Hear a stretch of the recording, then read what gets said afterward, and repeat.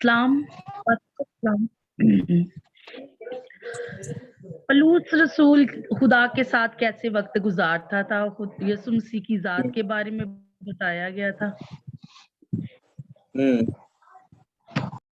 जी जी। और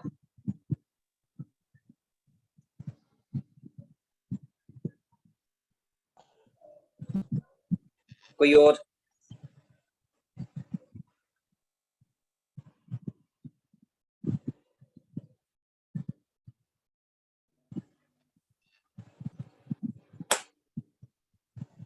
आपकी आवाज नहीं आ रही, सॉरी। पास्टर मंजूर, आपकी आवाज नहीं आ रही।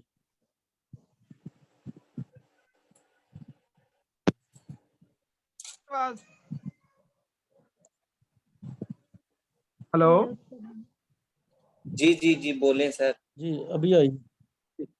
जी सर, दूसरा पॉइंट था दुआ कि पलूस एक मर्द दुआ था, और तीसरा पॉइंट था खिदमत या खादमाना रवैया।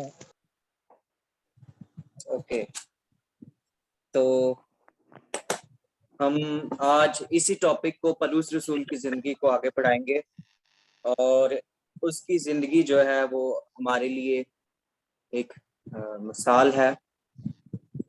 उसकी जिंदगी से हम क्या सीख सकते हैं।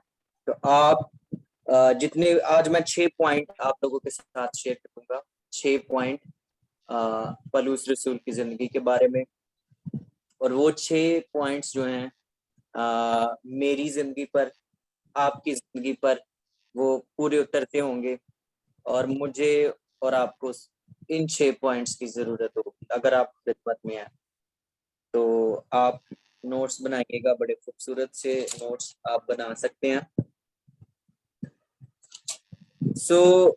सबसे पहले हम देखेंगे कि पलूस रसूल जो था, he was a very humble man, बड़ा आजिज शख्स था वो। पलूस रसूल बहुत आजिज शख्स था, हम्बल मैन था, यानी आजिजी उसके अंदर थी। आए इस हवाला को देखते हैं, रोमियो का खत, उसका पहला बाब, उसकी पहली आयत में क्या लिखा है। पालूस की तरफ से जो यीशु मसीह का बंदा है और रसूल होने के लिए बुलाया गया और खुदा की उस खुशखबरी के लिए मखसूस किया गया है, पलूस की तरफ से जो यीशु मसीह का बंदा है। तो यहाँ पर जो बंदा का लफ्ज आया है, आई थिंक ये मैंने पहले भी आप लोगों के साथ शेयर किया होगा, यानी गुलाम, जुलोस, जुलोस यानी गुलाम। इसके लिए जो ग्रीक लफ्ज इस्तेमाल हुआ है वो है डुलोस, यानी गुलाम, यानी अपनी मर्जी नहीं बल्कि किसी और की मर्जी। पुराने वक्तों में जब गुलाम खरीदे जाते थे तो उनके बॉस की, उनके मालिक की मर्जी उनके ऊपर चलती थी। ऐसा ही है, जो मालिक ने कहना है वही उसने करना। सो पालूस रसूल ये कह रहा है कि मैं खुदा का बंदा हूं, यानी मैं खुदा का गुलाम हूं, मैं उसका सर्वेंट हूं, मैं उसका नौकर, मैं उसका बंदी। जैसी मेरे मालिक की, जैसी मेरे आका की मर्जी है, मैं वही करता। मैं यीशु का गुलाम। आमीन। आज हमने देखना है कि क्या हम लोग यीशु के गुलाम हैं या किसी मिनिस्ट्री के गुलाम, या किसी बड़े ओहदेदारान के गुलाम, किसी, सॉरी टू से, किसी पोप, किसी बिशप, किसी एल्डर, किसी डीकन के गुलाम तो नहीं है, किसी डिक्टेटरशिप के अंदर तो नहीं है। हम गुलाम तो हम यीशु के हैं, राइट। हमारे कजन जो है वो बड़ा जुमला बोलते हैं, हम गुलाम है। पूरा जुमला नहीं मैं बोलूंगा, आपको पता होगा, ठीक है। तो हम गुलाम जो हैं वो यीशु के हैं। पलूस रसूल ये कह रहा है कि मैं यीशु मसीह का बंदा हूँ, यानी मेरी अपनी मर्जी नहीं है। पहले मैं अपनी मर्जी पूरी करता था, पहले मैं लोगों को घरों से निकाल निकाल के मारता था, लेकिन अब मैं उसकी खातिर मरने को खुद तैयार। ये है उसकी आजिज़ी। और मजे की बात ये है, आपका ये होमवर्क है, ये आपने लिख लेना है, ये आपका होमवर्क है। जितने पलूस रसूल के खत हैं आपने उनके शुरू में देखना है, शुरू की चंद आयात देखेंगे, जितने भी आप उसके खत पढ़ेंगे, वो किसी जगह पर अपने आप को बंदा कहेगा, किसी जगह पर अपने आप को वो रसूल कहेगा, और किसी जगह पर वो अपना नाम लिखेगा कि मैं पलूस या मैं रसूल या मैं खुदा का बंदा।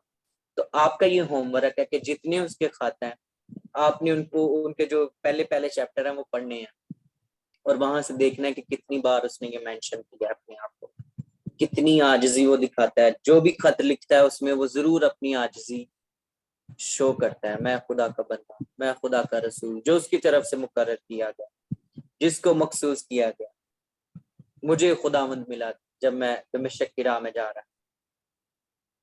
राइट।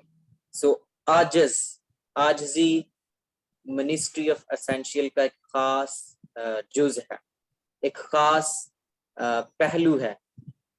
हमारा ये जो कोर्स है मिनिस्ट्री एसेंशियल का, आजिज़ी नहीं है एक खादम के अंदर तो आप जीरो हैं, एक खादम के अंदर अगर आजिज़ी नहीं है तो हम सब लोग जीरो हैं। ठीक है, जब तक आप आजिज़ नहीं होंगे, यीशु मसीह की आजिज़ी देखिए, कहां पर बादशाहों का बादशाह और कहां चटनी में पैदा हो गया, कैसी आजिज़ी है उसकी। आमीन।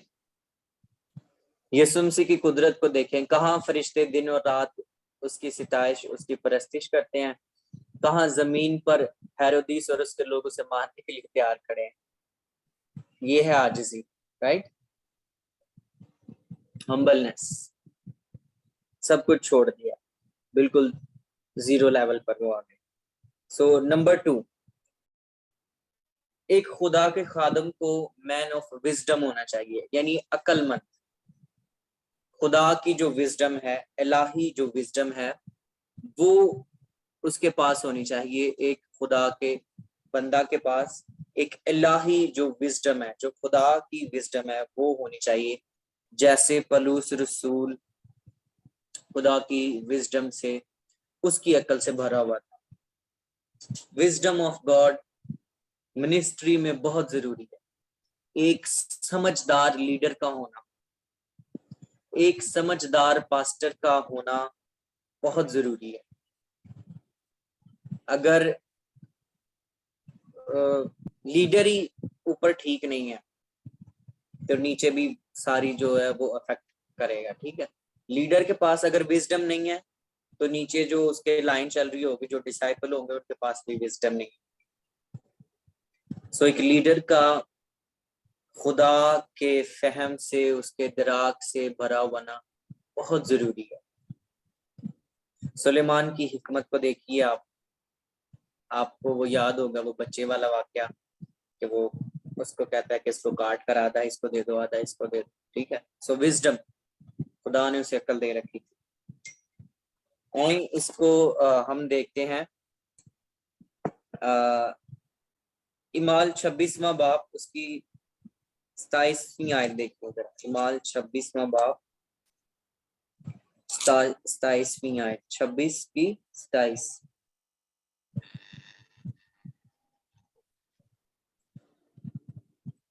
अग्रिप्पा बादशाह, क्या तू नबियों का यकीन करता है? मैं जानता हूं कि तू यकीन करता है। अग्रिप्पा ने पलूस से कहा, तू तो थोड़ी ही सी नसीहत करके मुझे मसीही कर लेना चाहता है। तू तो थोड़ी सी ही नसीहत करके मुझे मसीही कर लेना चाहता है। पलूस ने कहा, मैं तो खुदा से चाहता हूं कि थोड़ी नसीहत से, या बहुत सी, सिर्फ तू ही नहीं बल्कि जितने लोग आज मेरी सुनते हैं मेरी मानिद हो जाएं सवाए इन जंजीरों के बाद। कैसी खुदा की विजडम जो है वो यूज कर रहा है। बादशाह के सामने तो लोग बोलते नहीं है? आपकी कोई कंपनी का डायरेक्टर आ जाए, आप कब बोलते हैं उसके सामने? हमारा जब कोई बॉस आ जाता है, कोई सीनियर पास्टर आ जाता है, हम तो खामोश हो जाते हैं, ऐसे है ना, बिल्कुल चुप पट लेने हैं जिन्हें कही था। कैसी उसकी विजडम है, वो बादशाह के साथ सवालों जवाब कर रहा है। 26वें बाब पर आ जाइए, 26वें बाब की पहली आयत। अग्रिप्पा ने पलूस से कहा, तुझे अपने लिए बोलने की इजाजत है। पलूस हाथ बढ़ाकर अपना जवाब यूं पेश करने लगा कि अच्छा, साथ में यह भी लिखा है कि हाथ बढ़ाकर अपना जवाब पेश करने लगा।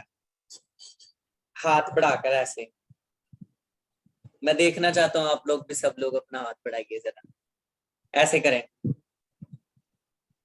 जो ठंड ठंड लग रही थी सही गई। अब हलाएं इसको। आई नो पाकिस्तान में अग्रिप्पा जो है अपना हाथ बढ़ाकर, जब यानी हाथों से हम बात करते हैं तो इसका मतलब होता है कि हमारे अंदर कॉन्फिडेंस है, हम पूरे एतमाद हैं। हाथों से बातें करने का मतलब ये होता है कि हम पूरे एतमाद हैं, बंदा कॉन्फिडेंस है, गल सच्ची है। जे बंदा झूठा होए तो फिर ते वो मासूम जिहा मुंह लटकिया होंदा है ते होंठ जो है वो आगे पीछे हो रहे होते हैं, लफ्ज डगमगा रहे होते हैं, है ना, कंफ्यूजन होती।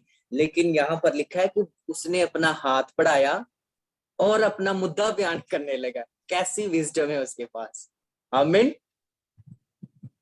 और आप जितने लोगों ने हमारे साथ ईमाल की किताब का मुतालिया किया था उनको पता होगा कि वो अपने बयान कैसे चेंज करता है। ठीक है, अगर आप ये सारी स्टोरी पढ़ेंगे आपको बड़ा मजा आएगा। ठीक है, कभी वो अपने आप को यहूदी कहता है, कभी वो अपने आप को फरीसी कहता है, कभी वो अपने अपने बयान जो है वो ठीक कह रहा है, लेकिन वो हर बंदे के सामने जैसा कोई उससे सवाल करता है उससे बढ़कर उसे जवाब देता है और उसको परेशान कर देता है। ठीक है, अब वो अपने आप को कई बार उसने अपनी जो स्टेटमेंट है ना वो बड़ी जबरदस्त, ऐसे जैसे कहते हैं कि घुमा कर बयान की। लोग परेशान हो गए, यार ये कैसा बंदा है, ये कैसी बात करता है, लोगों को वो परेशान कर देता था। ठीक है, विजडम, विजडम ऑफ गॉड, हर बंदे को जवाब देना उसे आता था। एक पास्टर को जवाब देना आना चाहिए, हर बंदे को। एक लीडर को जवाब देना आना चाहिए। ये नहीं होए कि तुहानू किसी ने कहा जी इंज कर दो, तुसी भी कह दो हाँ जी कर दो इंज। ठीक है, अभी कल परसों का ये एक वाकया था, मुझसे किसी ने इजाजत चाही कि मैं ऐसा कर दूं, तो मैंने जल्दी में उसे कहा कि ठीक है आप उधर जाकर कर देना, पिछली जो जगह है वहां पर चले जाएं आप। सो मुझे नहीं आइडिया था कि वो मेरे उन लफ्जों को किस तरह से यूज करेंगे। ठीक है, मैंने उन्हें किसी और जगह पर वो जो काम करने को कहा था, ठीक है, वो किसी और जगह पर शुरू उन्होंने कर दिया। टू मी, मेरे लिए वो एक लेसन था कि नेक्स्ट मैंने अपने मुंह से जो अल्फाज बोलने हैं वो बड़े केयरफुली बोलने हैं, वाजिया बोलने हैं, ताकि अगले बंदे को समझ लग जाए कि इन्होंने क्या कहा। सो जो भी आप बोले वाजिया वाजिया बोले, बिल्कुल करेक्ट, बिल्कुल एक्यूरेट। ठीक है, कंफर्म करें मैंने ये कहा है, आपको यही समझ लगी है। सम टाइम इबलीस जो होता है वो आप कुछ और बोल रहे होते हैं, इबलीस ने लोगों के कानों के ऊपर ऐसे हाथ रखे होते हैं, दोवें हाथ, ताकि उन्होंने समझ न लगे। तुसी अलिफ कह रहे होंगे वो बे कह रहा होंदा है, तुसी कप कह रहे होंगे वो सप कह रहा होंदा है, तुसी कप कह रहे होंगे वो सप कह रहा होंदा है। ठीक है, सो इबलीस कानों पर हाथ रख लेता है ताकि विजडम की बातें इसको समझ ही न लगे। ठीक है, सो दुआ करें कि जो कुछ आप किसी से कहते हैं वो उसकी विजडम में आए, जो कुछ आप बोलते हैं वो विजडम से भरा हुआ हो, वो विजडम से भरा हो, हिकमत की बातें हो। इमसाल की किताब पढ़िए, आपको बेशुमार उसमें हिकमत की बातें मिलेंगी। आमीन। सो आपको एक लीडर होने के नाते से लोगों के साथ बातचीत करने का एक हुनर आना चाहिए। ये जुबान जो है ना जंगल में आग लगा देती है, जहर कातिल से भरी हुई है, जिंदगी और मौत जुबान के काबू में है।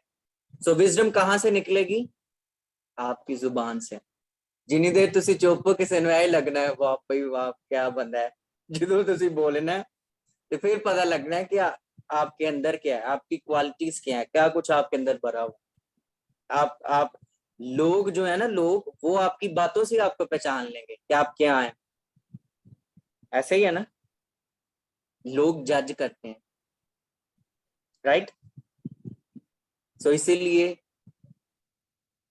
विजडम का इस्तेमाल करना है मिनिस्ट्री में। हर एक चीज को बड़े गहरे अंदाज से देखना है, एक छोटी छोटी चीज को बड़े केयरफुली करना है, लोगों को मौका नहीं देना कि लोग आप पर उंगली उठाएं, ठीक है, राइट।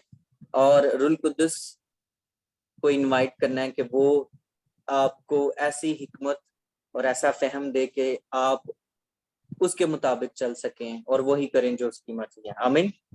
मैं जिंदा ना रहा बल्कि मसीह मुझ में जिंदा है। सो जब मसीह हम में जिंदा है तो मसीह की विजडम आप में से बोलेगी। पास्टर मंजूर, जब मसीह हम में जिंदा है तो मसीह की विजडम हम में से बोलेगी। अगर मसीह आपके अंदर नहीं है तो फिर आपकी अपनी विजडम बोलेगी। फिर जब आपकी अपनी विजडम बोलेगी तो नुकसान होगा, लड़ाई होगा, झगड़े होगा, ठीक है, फसाद बर्पा होगा, ठीक है। लेकिन जब मसीह की विजडम आपके अंदर से बोलेगी, जैसे पलूस के अंदर में से बोलती थी, तो लोग जो हैं वो मुतासिर होंगे, लोग जो हैं वो मुतासिर होंगे। तुसी 10,000 गल्लां सुनाते रहो, हाँ जी, नॉलेज दे नाल। उमर भाई किधर चले गए आप? मुझे आपका चेहरा नहीं नजर आ रहा, अच्छा लग रहा था अगर आप ऑन कर लेते तो। कल परसों मेरी किसी से बात हो रही थी, वो चाह रहा था कि हम उसे बाइबल्स दें, 2 डिफरेंट बाइबल दें, और उसने मुझे कहा कि वो मुतालिया करना चाहता है। मैंने कहा वेरी गुड, आप करना चाहते हैं। दोनों बाइबल्स के अंदर जो कैथोलिक वाली और जो प्रोटेस्टेंट वाली है जो तो उसमें वो फर्क बयान करना चाहता है कि उसमें फर्क क्या है।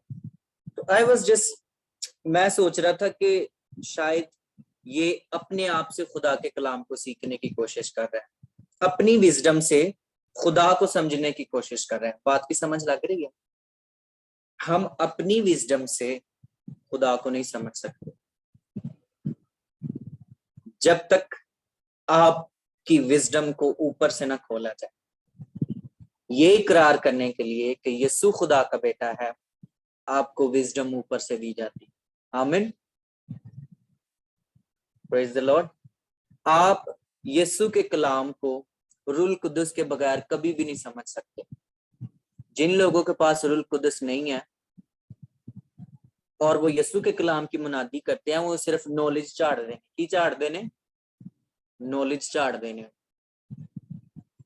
दसो जी, कुकड़ केड़ा ही जिन्हें बांग दी सी, लो तुहानू की लगे होंगे ना। दसो जी, वो केड़ा केड़ा नबी सी जिंदी कबर टोरदी सी। लो, ये कोई विजडम वाली बात है? ठीक है, ये दुनियावी विजडम है, ठीक है। यीशु मसीह गलीली थे, गिल थे। लो, ये भी नवा मुद्दा सुन लो, ठीक है। सो ये सारी जो है ये अर्थली विजडम है। जो विजडम ऊपर से आती है, अव्वल तो वो पाक है, ठीक है। जो विजडम, जो हिकमत ऊपर से आती है वो पाक है, ठीक है। और फिर खुदावंद आपको इस लायक करता है कि आप चीजों के अंदर जो है फर्क बयान कर सके। So clear? पहला पॉइंट था आजिजी यानी हम्बलनेस होनी चाहिए एक खादम के अंदर, जैसे पलूस के अंदर थी। दूसरा पॉइंट था कि विजडम, एक खादम के पास विजडम होनी चाहिए, खुदा के कलाम की विजडम, ताकि वो सारे फैसलों को, सारी बातों को खुदा के कलाम के मुताबिक कर सके। आमीन।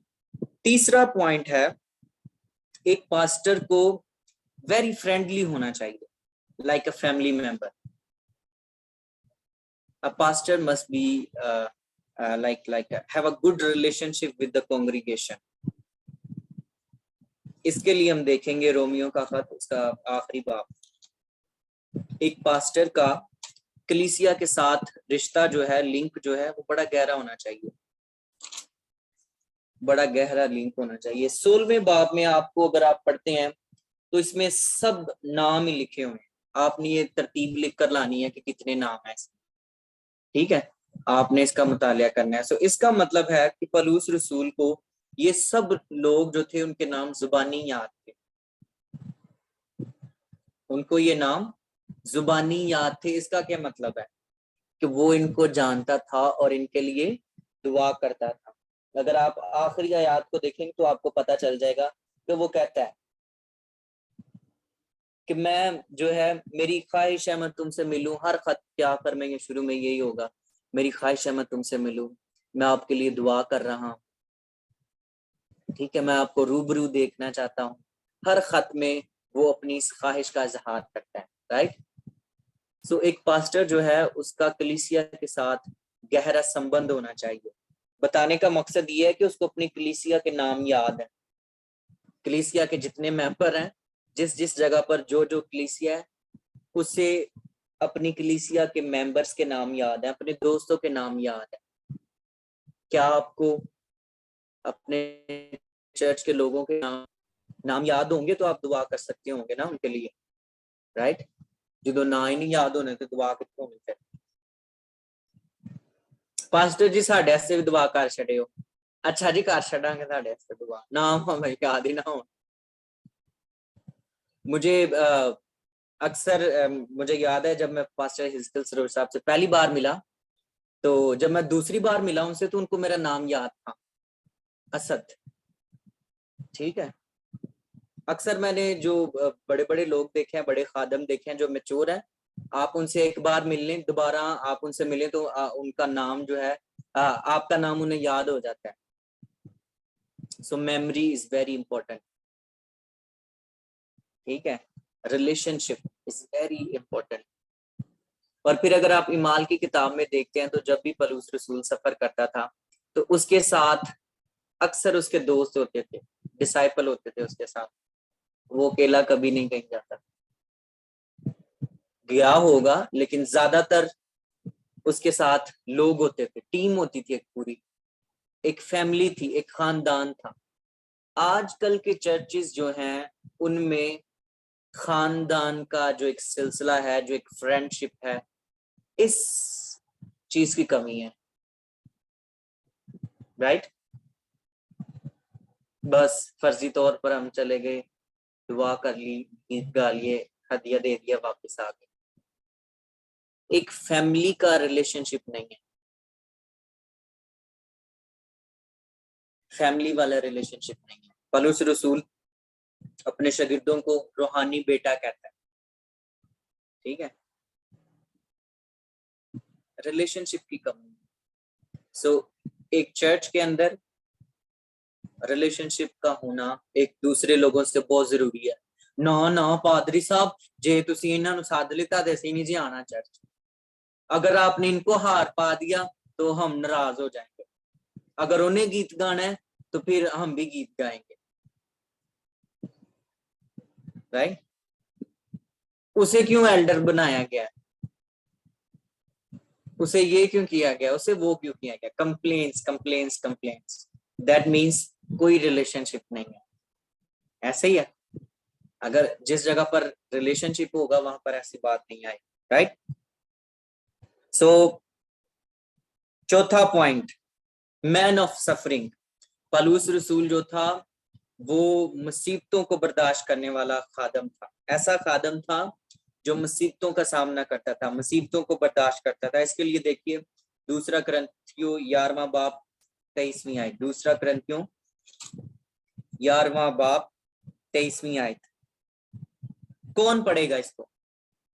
मिस नजमा है यहाँ पर, मुझे नजर नहीं आ रहा, कोई भी पढ़ दे आप में से जल्दी, कोई भी पढ़ सकता है, कोई भी।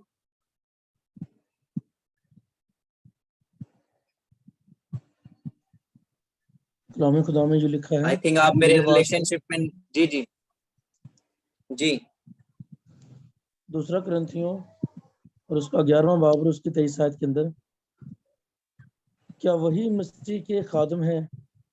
मेरा ये कहना दीवानगी है, मैं ज्यादातर हूँ, मेहनतों में ज्यादा, कोड़े खाने में हद से ज्यादा, बारहा मौत के खतरों में रहा हूँ। आमीन। जी पढ़ते जाएं पास साहब, पढ़ते जाएं जल्दी से।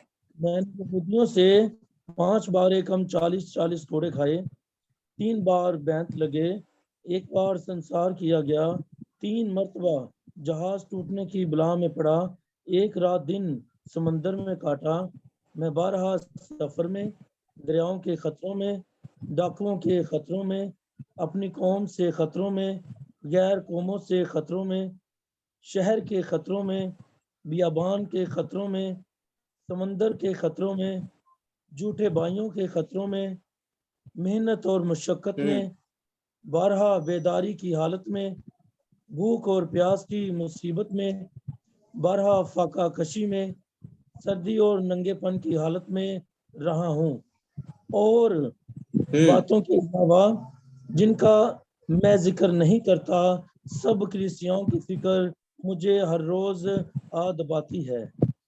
इसकी आमीन। कमजोरी से एक मिनट यहाँ पर रुकिए, एक मिनट। हर सब कलीसियाओं की फिक्र मुझे हर रोज आ दबाती है, कैसा रिलेशनशिप है जी? आगे जी, किसकी आगे इसके कमजोरी 12वें से बाप की नहीं बा, होता।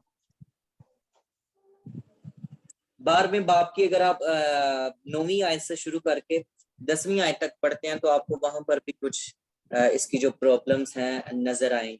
सो देखें, 3 मरतबा जहाज टूटने के खतरे में। कितनी मरतबा? 3 मरतबा जहाज टूटने के खतरे में, एक रात दिन समंदर में काटा। कैसी बात है? कोड़े खाने में हद से ज्यादा, कोड़े खाने में हद से ज्यादा 12 मौत के खतरों में रहा। कैसी बात है, अमेजिंग, वंडरफुल। सो अगर आप खिदमत में हैं तो अपने आप को इस बात के लिए तैयार रखें कि मुसीबतें आएंगी, परेशानियां आएंगी और उनका मुकाबला करना है। विजडम के साथ जवाब देना है, रिलेशनशिप में बने रहें और उनसे खुदावंद आपको निकालेगा। राइट? दरियाओं के खतरों में, डाकुओं के खतरों में, अपनी कौम से खतरों में। आपको याद होगा कि उस फकी और फरीसी जो थे वो उसके खिलाफ थे, ठीक है, उसके खिलाफ हो गए, उसे पकड़वा कर मार डालना चाहते थे। गैर कौमों से खतरों में, शहर के खतरों में, बियाबान के खतरों में, समंदर के खतरों में, झूठे भाइयों के खतरों में। आहा, ये कैसी जबरदस्त बात है। कैसे खतरों में? झूठे भाइयों के खतरों में। ये बड़ा डेंजरस है, ये पॉइंट पास्टर मंजूर, ये पॉइंट बड़ा डेंजरस है। झूठे भाइयों के खतरों में।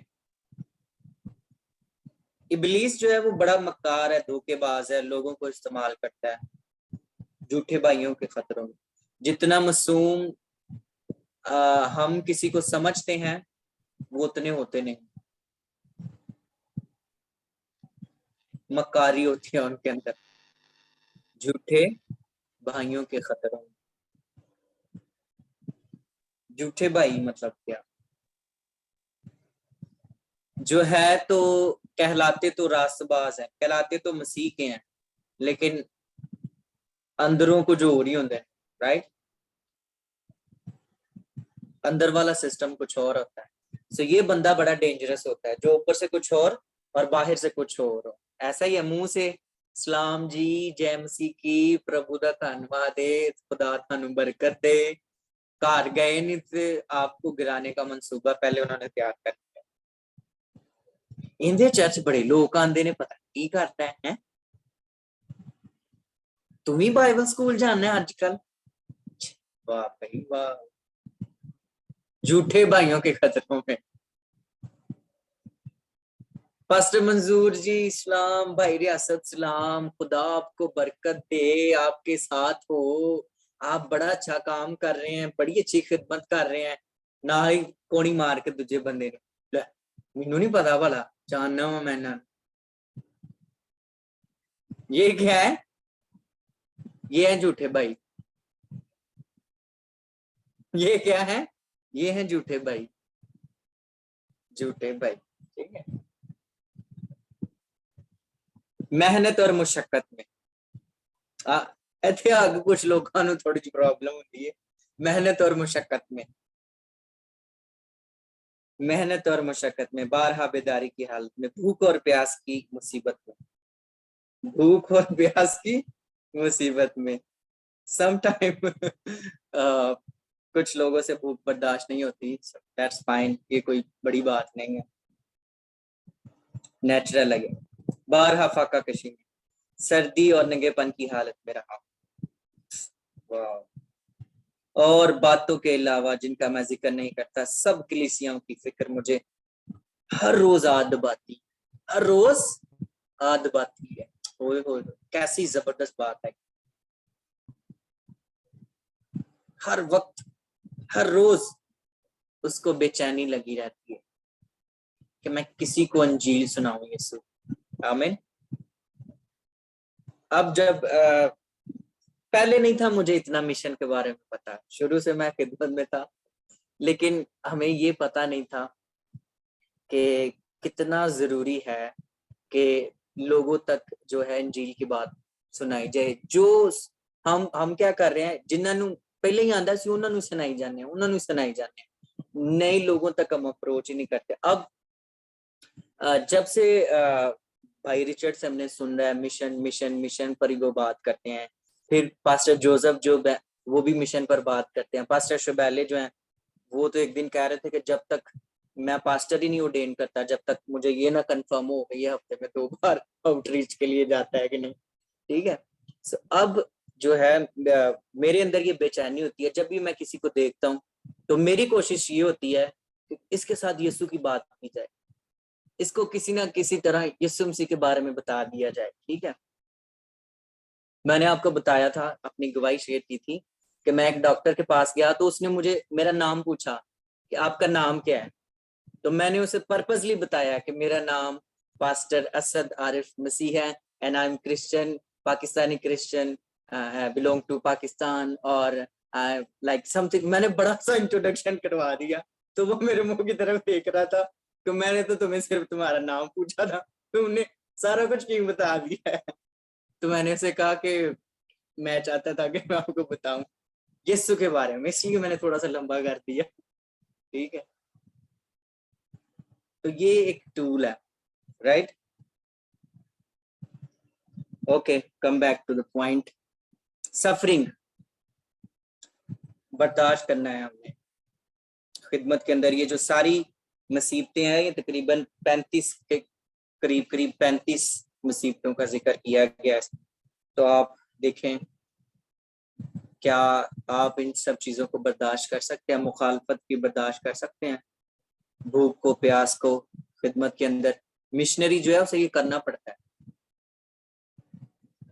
आपको जिस चीज की आपको आदत नहीं है, आप उसकी आदत डाल लें, अच्छे दिन के लिए भी और बुरे दिन के लिए, राइट।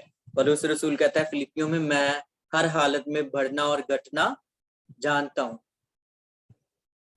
तो अपने आप को कम और ज्यादा कर लेना सीख लीजिए। ये मिनिस्ट्री में बहुत कारआमद होगा अगर आप अपने आप को वक्त के हिसाब से एडजस्ट कर लेते हैं। आमीन। सो मैन ऑफ नॉलेज, उसके पास खुदा के कलाम का बड़ा नॉलेज था। पौलुस रसूल के पास खुदा के कलाम का बहुत ज्यादा नॉलेज था, उसने बहुत ज्यादा मुतालिया किया था। गमलीएल से उसने सीखा था, राइट,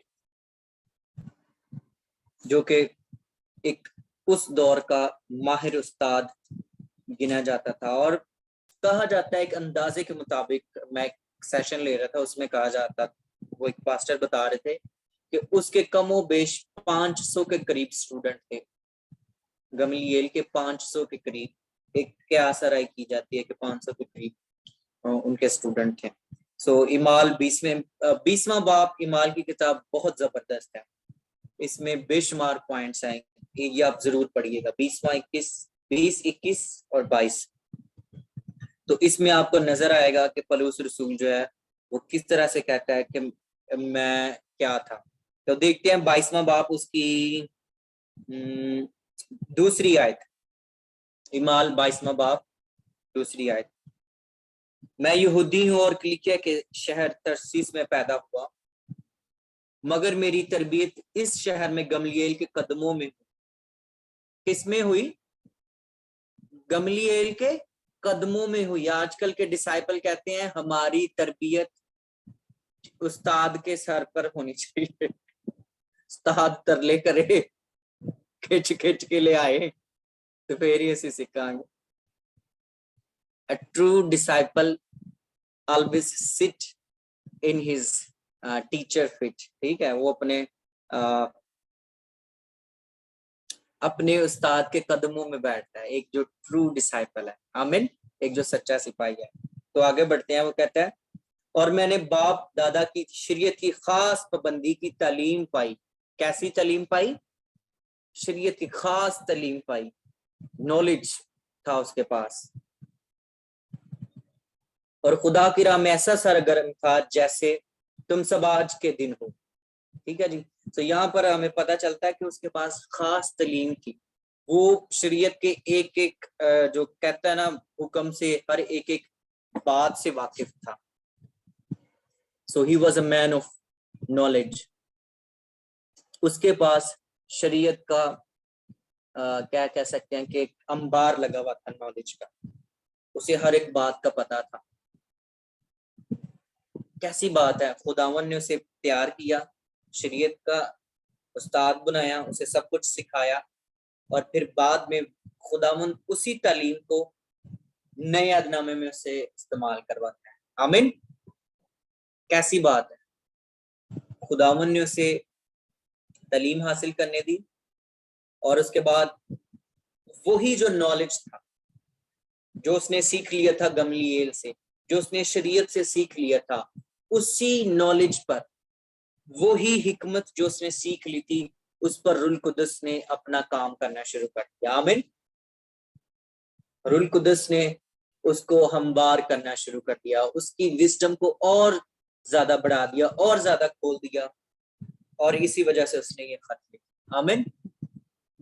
इसी वजह से वो लोगों को जवाब देता था, इसी वजह से वो अग्रिप्पा के सामने, फिस्तुस के सामने, फिलिक्स के सामने वो सवाल जवाब करता है। Right. So he was a man of knowledge. उसके पास कलाम की तालीम थी। आज बहुत सारे लोग मैंने देखे हैं, उनके पास कलाम की तालीम नहीं है।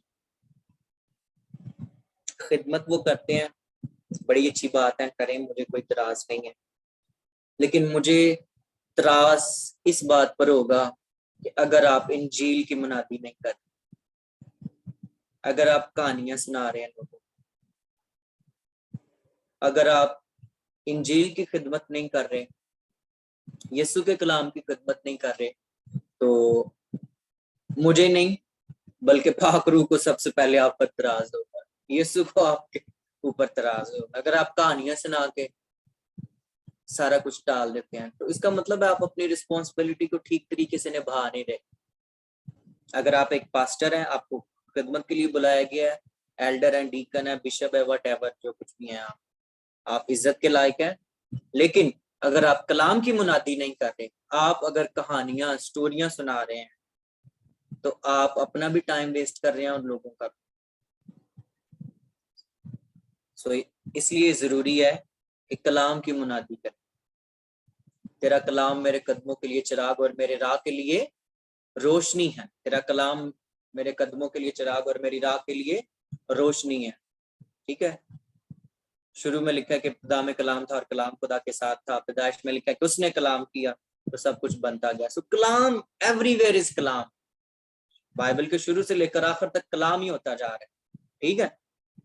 आदम के साथ खुदा कलाम कर रहा है। ठीक है। इब्राहिम के साथ खुदा कलाम कर रहा है, दाऊद के साथ खुदा कलाम कर रहा है, दानियल के साथ खुदा कलाम कर रहा है। ठीक है। अगर आप देखते हैं, ठीक है, तो यूहन्ना अरफ के साथ खुदा कलाम कर रहा है। सो एवरीवेयर इज कलाम, हर जगह पर कलाम है। अगर कलाम नहीं है तो कुछ नहीं है। कलाम से हमारी इज्जत है। ऐसे ही है। तो लोगों को कलाम सुनाए, लोगों को कंपैरिजन करना मत सिखाएं, केड़ी गल सच है, केड़ी सही है। मुनाजरे के लिए नहीं हमें बुलाया गया कि हम लोगों को फड़ फड़ के दसिए, आ जा बह जा, तेन मैं दसा है वे है इत्थे है लिखिया है वे इत्थे है लिखिया। वो दो सी ना बंदे, भाई उमर, दो सी बंदे। कौन? दो सी बंदे। वो बड़े लड़ते सी, लड़ते ही रहंदे सी।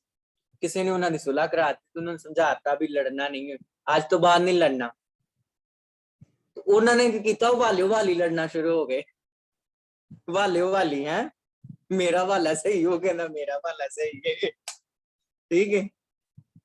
तो आदत तो थी रही ना, बाइबल में लिखा है कि हबशी अगर अपनी चमड़ी और चीता अपने दागों को बदल ले तो जो बुराई करने का मुश्ताक शख्स है वो भी बदल सकता है। हबशी कभी चिट्टा नहीं हो सकता, चीते दे जिस्म तो डब जा नहीं सकते, तो जिन्हों आदत पै गई वो भी नहीं सही हो सकता, ठीक है।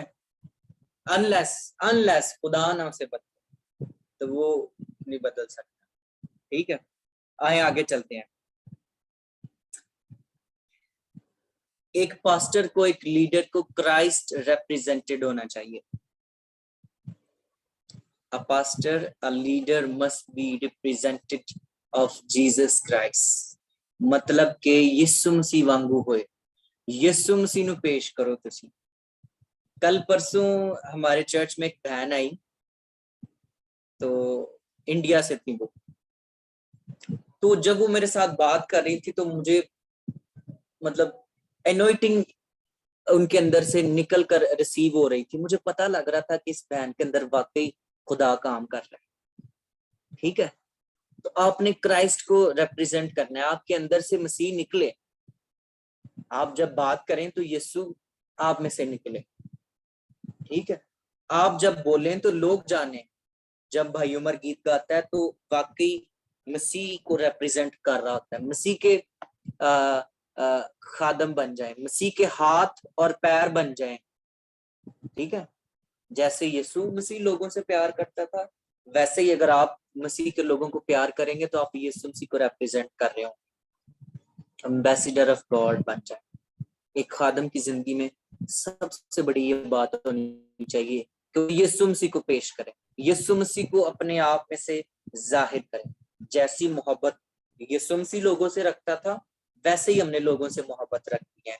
अगर तुम एक दूसरे से मोहब्बत रखोगे तो इससे लोग जानोगे कि तुम मेरे, बोलो कोई बोलो, कोई बोले जरा, मैनू भी हौसला मिले कि मैं सही सारे सौंदर्य नहीं। तुम मेरे अगर तुम एक दूसरे से, मेरे प्यारे हाँ, कि तुम मेरे शागिर्द, अगर तुम एक दूसरे से मोहब्बत रखोगे, ठीक है। Thank you thank you thank you. सो हमने यीशु मसीह को पेश करना है। जब आपसे कोई मिले तो वो आपकी मुलाकात के बाद आपको कहे यार इस बंदे के साथ वाकई यीशु काम करता है। जब ये बात कर रहा था तो मुझे बरकत मिल रही थी, जब आप मेरे लिए दुआ कर रहे थे तो मुझे बरकत मिल रही थी, जब आप दुआ कर रहे थे तो मैंने उस मसा को, उस एनॉइटिंग को फील किया। यीशु मसीह को पेश करें। एक खादम के लिए ये बहुत जरूरी है कि वो किसको पेश करे, यीशु मसीह को पेश करे। अपनी खिदमत में से, आपकी खिदमत में से यीशु मसीह नजर आए, पास्टर असद ना नजर आए कभी। मैं जी हूं, मैं ये हो गया हूं, मैं वो हो गया हूं, तो उनको पता है, सारा कुछ मुझे ही पता है। असद ना नजर आए, यीशु मसीह नजर आए हम में से। Represent Jesus Christ. आमीन। तुम जमी के नमक हो, तुम जमी के नमक हो, खराब वाले नमक नहीं बनना। नमक की क्वालिटीज ये हैं कि नमक जिस जगह पर लगता है उसको नमकीन कर देता है। हांडी च पाओगे, हांडी नमकीन कर देगा। कपड़े ते ला दोगे, कपड़ा नमकीन हो जाएगा। नहीं तो ला के देख लेना। सिस्टर रजमा, प्रैक्टिकल करना है आपने आज। ठीक है। नमक को आप जिस जगह पर लगाएंगे वो नमकीन कर देगा। आप मोबाइल के ऊपर नमक को लगा देंगे, मोबाइल को वो नमकीन करेगा। हाथ पर रखेंगे, आपके हाथ को वो नमकीन कर देगा। नमक की क्वालिटी है कि जिस जगह पर वो लगेगा वो नमकीन कर देगा। नमक की दूसरी क्वालिटी है कि वो चीजों को खराब नहीं होने दे। ठीक है।